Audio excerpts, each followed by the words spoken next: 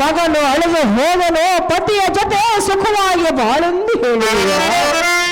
ಅಲ್ಲಯ್ಯ ಅಮ್ಮ ತಂಗಿ, ಈ ನಿನ್ನ ಮಾಯದ ಮಾತುಗಳನ್ನು ಸರ್ವತಾ ನಾನು ಒಪ್ಪಲಾರೆನು. ಶ್ರೀಹರಿ, ಅಮ್ಮ ಸಹೋದರಿ, ಪಾಂಡವರನ್ನು ಕಾಪಾಡುವುದಕ್ಕಾಗಿ ಹೆಂಡರ ಮಕ್ಕಳನ್ನು ಬಿಟ್ಟು ಹಗಲಿರುಳು ಅವರಿಗೆ ರಥವನ್ನು ಓಡಾಡಿಸಿ ಅವರಿಗೆ ಸಾರಥಿಯಾಗಿ ನಿಂತುಕೊಂಡೆ. ಹೌದು ಸುಭದ್ರ.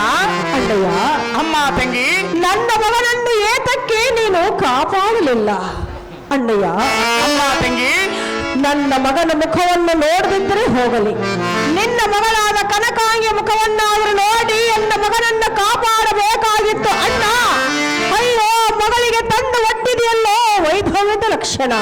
ಅಮ್ಮ ತಂಗಿ ಅಣ್ಣ ಶ್ರೀಹರಿ, ಪೂರ್ವಾರ್ಜಿತ ಕರ್ಮ ಅನುಭವಿಸದೆ ಇರುವುದಕ್ಕೆ ಯಾರಿಂದಲೂ ಸಾಧ್ಯವಿಲ್ಲ.